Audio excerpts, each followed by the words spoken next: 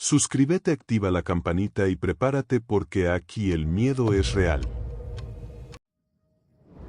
El 4 de noviembre del 1996, me quedé de ver en el Zócalo de Cuernavaca con mi amigo Juan. Eran más o menos las 4 de la tarde, estábamos aburridos y queríamos hacer algo diferente. Juan me dijo que porque no íbamos a Tepoztlán, él ya había ido varias veces, pero nunca había subido el cerro del Teposteco. Me dijo que tenía muchas ganas de subirlo. Se me hizo raro que quisiera ir en ese momento porque ya era tarde y el viaje era de 1 hora más o menos, pero él insistió y al final acepté. Cuando íbamos para la central de autobuses, nos encontramos con nuestra amiga María. Nos preguntó qué hacíamos y le contamos del viaje, la invitamos y aceptó. Nos dijo que antes tenía que avisarle a su mamá. Decidimos ir con ella. El hospital donde trabajaba estaba cerca de la estación de autobuses. En el camino pasamos a comprar un rollo para la cámara de Juan, siempre cargaba con ella. Llegamos a las 5:30 de la tarde, nos dirigimos hacia la falda del cerro, queríamos llegar a la pirámide que se encuentra en la cima. Cuando íbamos a medio camino, nos encontramos a unas personas y nos dijeron que nos regresáramos, porque la hora de visitas terminaba a las 6 de la tarde. Pero no les hicimos caso, teníamos muchas ganas de ir, además faltaba poco para llegar, íbamos tomando fotos del paisaje y de nosotros. No encontramos a más personas en el camino. Después de un rato por fin llegamos a la entrada de la pirámide. Como nos habían dicho estaba cerrada, pero no habíamos llegado tan lejos para eso. Comenzamos a buscar la forma de entrar. Encontramos una cerca que no tenía púas en la parte de arriba. Juan, que era el más aventurero, subió primero. Cuando estaba por bajar del otro lado, un guardia de seguridad lo vio y le gritó que se bajara mientras se dirigía hacia él. Asustado, Juan volvió a cruzar la cerca lo más rápido que pudo. Cuando llegó al otro lado, los tres corrimos asustados y nos perdimos entre la maleza del cerro. Cuando ya estábamos lejos, nos reímos de lo ocurrido, nos burlábamos de la cara de Juan al ser descubierto. Eran alrededor de las 7:30 de la tarde. Cuando nos dimos cuenta de que no sabíamos en dónde estábamos, decidimos ir bajando. Pensamos que pronto encontraríamos el sendero. Para ese entonces ya había oscurecido totalmente. Se me ocurrió hacer una antorcha improvisada con mis calcetines. A pesar de todo, seguíamos tomándonos fotos y haciendo bromas. Pasó el tiempo y aún no podíamos ver el camino. Decidimos guiarnos por las luces de la ciudad que se veían a lo lejos. Llegamos a un lugar al que nombramos la Puerta del Tiempo. Eran dos piedras gigantes situadas una frente a la otra con un sendero en el centro. Sentíamos una energía extraña que nos dio escalofríos. Juan quería que nos detuviéramos un rato para que pudiera tomar unas fotos. Era algo que no se veía todos los días. Estuvimos unos 10 minutos en el lugar. La antorcha comenzó a apagarse y nos quedamos a obscuras. Juan tomó algunas fotos y nos dimos cuenta de que el flash de su cámara nos podía ayudar a ver mejor en la oscuridad. Para ese momento eran alrededor de las 9:30 o 10 de la noche. Aunque la luz de la luna ayudaba, sin el flash era casi imposible ver. Lejos de nosotros pudimos ver una flama pequeña. Por un momento pensé que podría tratarse de personas acampando, ya que por este lugar era muy común hacerlo. Entonces decidimos ir hacia allá. Ya llevábamos mucho tiempo perdidos. Decidí tomar la delantera. En ese momento la flama desapareció. Después nos invadió la idea de que podrían ser brujas. Mi abuela me había contado que pueden aparecer en forma de pequeñas bolas de fuego, algo también común en este lugar. Mientras avanzábamos platicábamos de varias teorías y a María empezó a darle miedo. De repente se escucharon gritos confusos. Al principio no se entendía lo que decían. Entonces los tres empezamos a ponernos más y más nerviosos. Seguíamos avanzando disparando el flash de la cámara. En esos momentos comencé a distinguir mi nombre entre los gritos. Por un momento pensé que era alguien conocido, pero recordé que nadie sabía que estábamos ahí. Sentí miedo y duda por saber quiénes gritaban.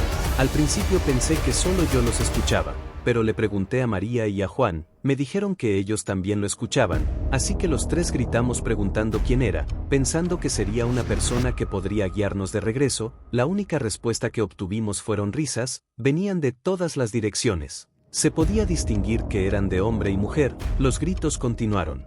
Entonces la flama apareció de nuevo y enseguida varias iguales. Los gritos mencionaban mi nombre y el de Juan, pero nunca el de María. El flash comenzó a fallar hasta quedarnos totalmente a obscuras, los gritos seguían y seguían, siempre acompañados de risas, intentamos caminar más rápido, pero nos tropezábamos con piedras o caíamos en hoyos.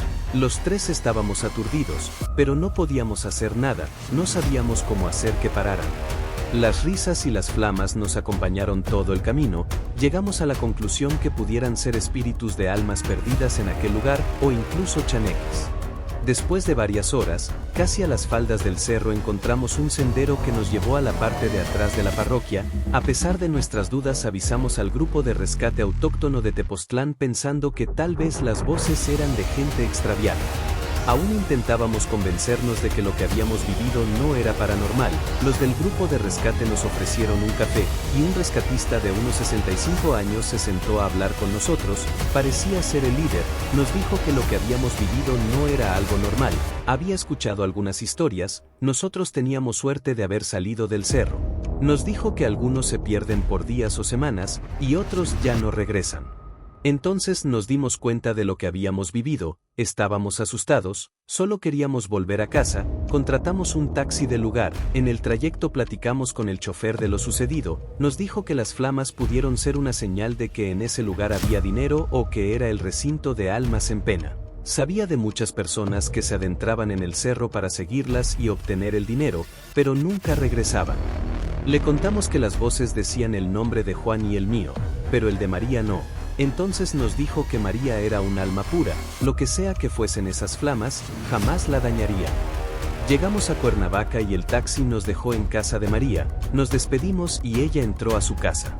Juan y yo empezamos a caminar, y le dije que teníamos las respuestas en la palma de su mano, vio su mano, tenía la cámara. Al día siguiente nos dirigimos a revelar el rollo de la cámara, pero el encargado de revelar los rollos nos dijo que estaba velado. Esto nos resultó muy raro, ya que no habíamos abierto la cámara en ningún momento.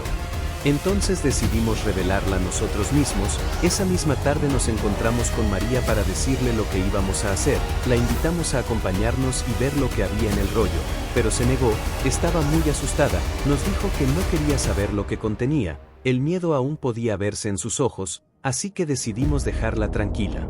Nos dirigimos a la Facultad de Artes de la UAM, donde Juan tomaba un curso de fotografía. Me dijo que sería difícil que nos dejaran revelarlo ahí por el costo de los materiales, pero que intentaría hablar con su profesor, tal vez podríamos usar el cuarto de revelado y pagar los materiales, no había otro lugar donde pudiéramos hacerlo. En todo caso podrían contarle al profesor lo que había pasado, él sabía mucho de esas cosas. Cuando llegamos Juan me presentó con su profesor, un hombre de unos 75 años, le platicamos lo que había pasado, lleno de curiosidad nos dijo que aceptaba revelarlo, pero que quería ver el resultado, que si la administración nos decía algo él se haría cargo. Juan hizo el proceso de revelado, ya que yo no sabía nada de eso, me limité a pasarle algunos materiales y a hacerlo reír. Pasó el día y aún no terminábamos, había comprado el rollo más grande, y qué bien que fue así porque gracias a eso pudimos ver más de la mitad del camino. Se hizo de noche y llegó la hora de ver los resultados. Llamamos al profesor para que las viera con nosotros. La primera imagen que vimos fue una fotografía donde salíamos nosotros tres arriba del cerro. Juan me miró, dijo que no sabía por qué el de los revelados había dicho que el rollo estaba velado si no era verdad. Me encogí de hombros y le dije que siguiéramos con el resto, no fueron diferentes a la primera, imágenes del paisaje y de la vegetación que se encontraba en el cerro, así llegamos hasta la 10ª foto del rollo, esta era en la Puerta del Tiempo, aparecían María distraída y Juan en medio de las piedras, sin embargo, había algo extraño. Cerca de la cabeza de María podía verse un punto de luz parecido a una flama flotando muy cerca de ella, entonces sentí un nudo en el estómago, era real. Seguimos viendo las fotos y aparecían más puntos de luz en diferentes partes, era como si hubiéramos estado rodeados. Casi al terminar el rollo encontramos algo que nos llamó la atención, estaba un poco borrosa, pero en una esquina se podía ver a una pequeña persona, parecía un niño o un duende, entonces Juan y yo nos vimos, volteamos a ver al profesor, quien había estado en silencio todo ese tiempo. Se apartó mientras nos explicaba que los chaneques suelen presentarse como pequeñas personas o niños, solo hacen travesuras, seguramente por eso habíamos estado perdidos tanto tiempo y nos costó tanto encontrar el camino de regreso. Respecto a los puntos de luz, solo había una explicación: la puerta del tiempo, como nosotros la llamábamos, en realidad era la puerta de las almas en pena. Era muy difícil encontrarla a menos que estuviéramos siendo guiados. Los chaneques nos habían guiado para jugarnos una broma. Entonces habíamos sido perseguidos por almas en pena, pero no entendíamos por qué no nos habían hecho nada.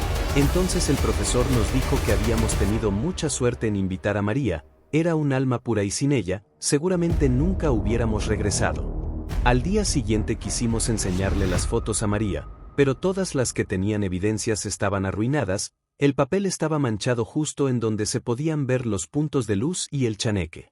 Éramos testigos de que las historias eran ciertas, pero sin las pruebas no nos serviría de nada.